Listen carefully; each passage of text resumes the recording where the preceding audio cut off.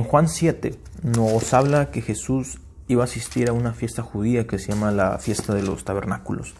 En esta fiesta judía Jesús fue escondido. Jesús fue para que no lo pudieran reconocer.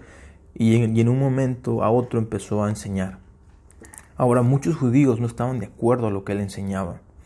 De hecho, hay una parte en la que dice, investigue y verás que de Galilea no ha salido ningún profeta. O sea, hablando de que Jesús no puede ser el Mesías, de ahí no ha salido nadie bueno. Entonces empezaron a juzgar todo lo que Jesús hacía. Pero hubo un grupo de judíos que comenzaron a creer en él. Y Jesús ahora empieza a hablar con este grupo de pequeños de judíos. En Juan 8:31, Jesús se dirigió entonces a los judíos que habían creído en él y les dijo: si se mantienen fieles a mis enseñanzas, serán verdaderamente mis discípulos. ¿Sabes una cosa? Mantenerte fiel a la palabra de Dios no es fácil. Porque este mundo, en tu escuela, en tu trabajo, en tu familia a veces, van a querer negar lo que la palabra dice. Más adelante te enseña por qué. Porque la gente que vive esclavizada por el pecado, primeramente no se da cuenta. ¿Cómo la gente se puede dar cuenta que está esclavizada del pecado si no reconoce lo que es pecado? Entonces sus creencias van basadas en lo que ellos hacen, en lo que ellos practican, en lo que ellos creen que está bien. Entonces, tu fe en Dios, tu fe en creer las enseñanzas. Por eso dice aquí, si te mantienes fiel a mis enseñanzas, porque va a haber momentos que la gente te va a juzgar y te va a decir: ¿por qué vas a la iglesia? ¿No? ¿Por qué pierdas tu tiempo ahí? Cuando en la Biblia nos enseña, ¿no? Congréguense unos con otros. En la Biblia nos enseña que dice que donde están 2 o 3 más, ahí estará mi presencia, ¿no? Si invocar en mi presencia entre 2 o 3, ahí estaré yo. Lo que nos habla de una hermandad, de estar congregados, ¿no? Por eso es que vamos a la iglesia. Por lo mismo que nos enseña la palabra. Entonces, mantenerte fiel en la palabra de Dios va a demostrar que eres un discípulo de Jesús. La gente te va a decir: ¿por qué ofrendas? ¿Por qué diezmas? ¿Por qué le das dinero a tus pastores? Ellos roban. La gente va a intentar juzgar tu fe. Pero en la Biblia nos enseña que hay alimento, haya pan en la casa de Dios. Preocúpate que hay alimento en la casa de Dios. En la Biblia nos enseña que el siervo de Dios, que las personas que trabajan para Dios son dignos de un salario. Entonces, todas estas verdades, dice la palabra, si te mantienes fiel a las verdades que están en la Biblia, será el resultado de que realmente eres mi discípulo. Y un discípulo significa un seguidor de Jesús. Por eso es que ahora tú y yo podemos ser discípulos si nos mantenemos fiel a todo lo que Jesús enseñó. Si nos mantenemos, por eso es que la gente habla de una religión.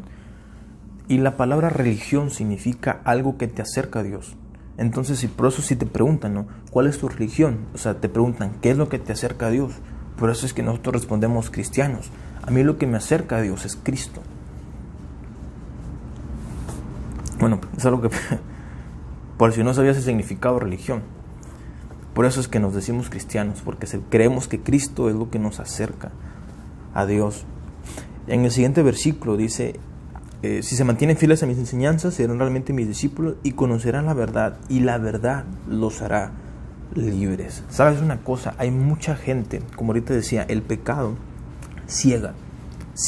Tu verdad es lo que tú haces, tu verdad es lo que tú piensas. Tenía un amigo en la prepa que una vez me dijo: los cristianos son raros. Me dice, porque dicen que no puedes tener relaciones sexuales antes de casarte. Entonces yo le dije: ajá, pero pues, le digo, es un mandamiento, ¿no? De no fornicar. Y otro amigo que creo que era católico le dijo: pues sí, es un mandamiento. Y él no sabía. Él nunca había escuchado ese mandamiento. Él nunca había escuchado sobre la palabra fornicar. Yo creo que era un pecado. Y ya no me respondió más. Pero en ese momento pude entender este versículo. Que la verdad, conocer la verdad de Dios, es lo que te hace libre. ¿Sabes una cosa? A veces vivimos en condenación o a veces vivimos frustrados porque hay cosas que no entendemos de Dios, ¿no? Hay momentos difíciles que culpamos a Dios y a veces no entendemos que donde vivimos tenemos libre albedrío. ¿Qué significa? Que de tal manera como tú puedes hacer lo que tú quieras. Si ahorita quiero salir en mi carro y quiero chocar otros carros, si ahorita quiero salir y hacer mal, lo puedo hacer porque tengo libre albedrío. De tal manera significa que tu vida está en libre albedrío. ¿Qué significa esto? ¿Qué significa? Que si yo me dedico a estudiar mecánica, probablemente acabe como mecánico. Si yo permito que Dios en mi carrera, en mi vida, en mi libre albedrío, Dios, en lo que yo tengo libertad de hacer, quiero que tú vengas sobre mi libre albedrío. ¿Qué significa? Que ya no quiero vivir yo en mis propias decisiones. Quiero que tú seas influyente en mi vida. Es un poquito, me separé un poquito del contexto, pero lo que me quería referir es esto. Tú puedes vivir la verdad que tú quieras creer, pero la única verdad que te va a hacer libre, la única verdad que te va a hacer despertar si tienes dudas, que te va a hacer entender la palabra de Dios, es la verdad de Jesús. Por eso Jesús les dijo, conocerán mi verdad, y esa verdad les hará libres, porque los judíos no eran libres, ellos sabían de la Biblia, pero tú puedes ver su vida, cómo era frustrada, cómo ellos intentaban apedrear a Jesús porque pensaban que esa era la verdad, ¿no? Que hacer justicia por tus manos, pero Jesús les iba a traer una verdad que les iba a hacer libres. Jesús vino a la tierra porque nadie pudo cumplir con la ley. Jesús la cumplió sin pecar ninguna ley, para que nosotros ahora pudiéramos ser justificados por medio de Cristo. Y Jesús, increíblemente, Él dijo, les doy una nueva ley, ¿no? Que amen a Dios con todo su corazón. Y la segunda se parece mucho a la primera, que amen a su prójimo como a sí mismo. Ahora vivimos una era que no es solamente de la gracia, sino que ahora vivimos una era de que obedecemos los mandamientos por amor a Dios. Si me aman, obedecerá mis mandamientos. Vivimos en una época donde seguimos a Dios por amor, ya no como por ley. Si tú quieres amar a Dios, si quieres obedecer sus mandamientos, lo vas a hacer por amor.